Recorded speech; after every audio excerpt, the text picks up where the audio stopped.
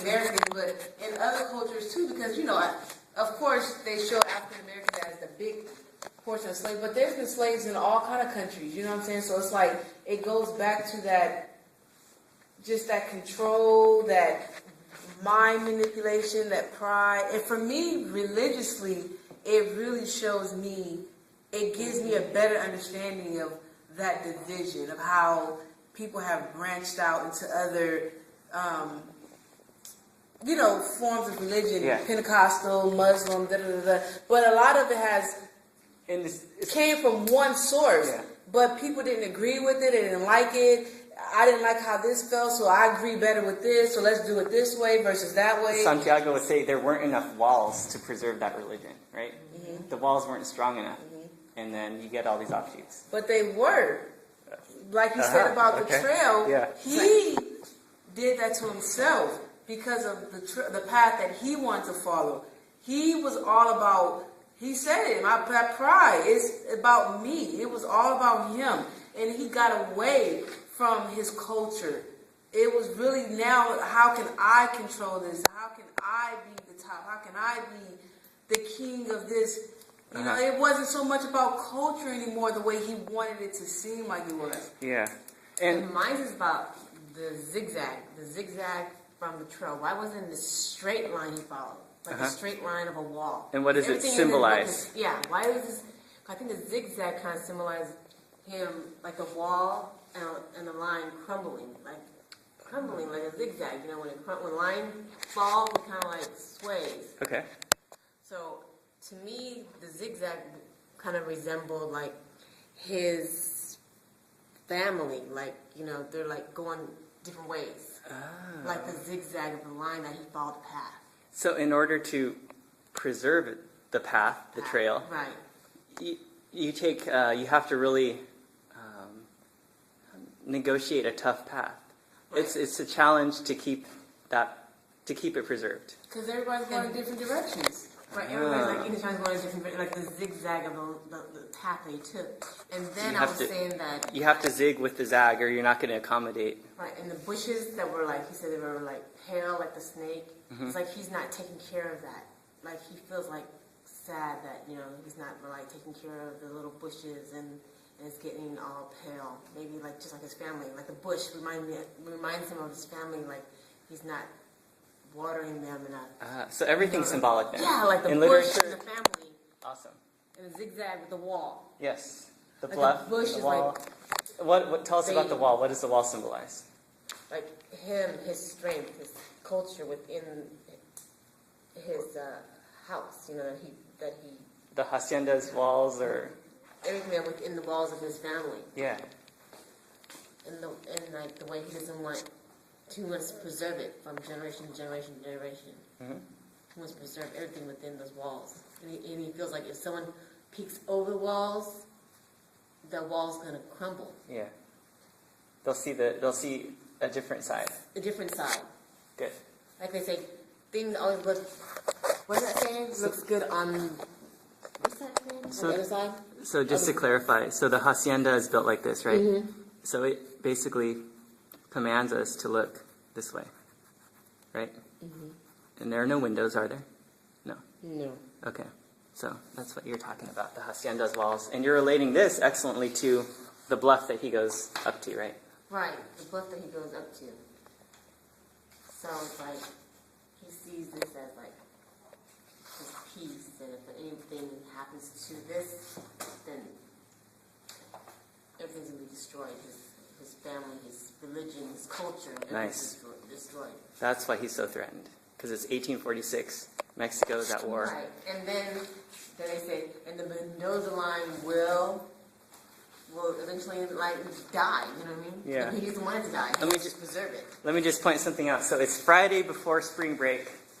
Class ended almost 10 minutes ago, and we still have students working really hard, which is amazing. Can you comment? Well, I want to, the culture itself, the Mexican culture was not the main culture. They were influenced by Spain. Mm-hmm. I remember that. how did these characters see themselves, as Spanish or Mexican? Well, Spaniards and Yep. Mexicans, and also in the slave. Has just one root, because in the African American slaves, they were influenced by the Christians, the religion too. So they were dominated by the religion, the black people, and so in Mexico, the Indians, the natives of Mexico, they were influenced by the religion, the Catholics from Spain. So they controlled this way the people in the both sides, in America, in North America, in the United States, and also in Mexico. But it's the same way. Just the language was different. Spanish and from England and France and all the cultures in conquer America. When you were, go ahead. What I want to say is about who conquered the land. Jose Ramon. It would be. So you're talking about the family history now, right? Yeah. In 1748, the book opens, right? It's Palm Sunday. So, Jose Ramon de Mendoza Robles. Yeah. When he saw the land, he said, "This will be my land," and also he said, "He will create a new empire, and his place, the fitness of the all." Here, he could rear his family and keep the old ways and traditions safely away from the perfidious influence of Mexico City and the infiltration of foreign doctrines. So this, before he get the land, he already was planning what to do. Keep all the people in his way. Yep. And what happens? And he said, he does it, right? not only for himself, but for the generations to come. Yep. So he want to keep the same way and never, and also he saw the walls before he got the land. He saw the walls. He already imagined walls, divisions, borders, separation, segregation. Yeah. When you started speaking, I was immediately reminded, when you brought up slavery again, of Frederick Douglass, right? I don't know if you've read his narrative. Anybody? So who was Frederick Douglass? Do you know? Super famous author. Probably his slave narrative is one of the most famous works in American literature. He writes a narrative basically telling about his experience as a slave. And in that experience, he talks about how he learns how to write, the injustices he endures, and religion, and the impact religion had on slaves in controlling slaves. And also the slaves, they were the main, how the children of the lords or the masters, the children were raised by in America by black women. They feed them with their own milk. They teach them. And also in Mexico, like Doña Petronilla? Paz. Oh yeah. Paz. She raised Santiago. And teach her way, not the way of the Santiago's family, but her way. With her way, he rise back with the behavior parents of him, like the What was this all about, remember? Grandparents. yeah. What was I saying, or what were you guys saying? Andrea, the patriarchy bit? It's been passed down century to century. And how does it fit with, what does it do to him psychologically, Santiago? It damages him. It makes him deny himself. Yep. It makes him deny who he really is, what he really wants. It makes him deny the paz that you had mentioned, right? Yeah. Yeah. And the Luis Gonzaga, the artist side of him, makes him deny that too. Yeah. There's a short story by Herman Melville about patriarchy too. Now I'm blanking on what it's called. Oh, Bartleby the Scrivener. So it's all about patriarchy and denying the self to fit in certain roles. One of them is a man should behave a certain way or do certain things. And it places a lot of pressure on you. Politics go hand in hand with religion. You know, you go back to the Roman Empire.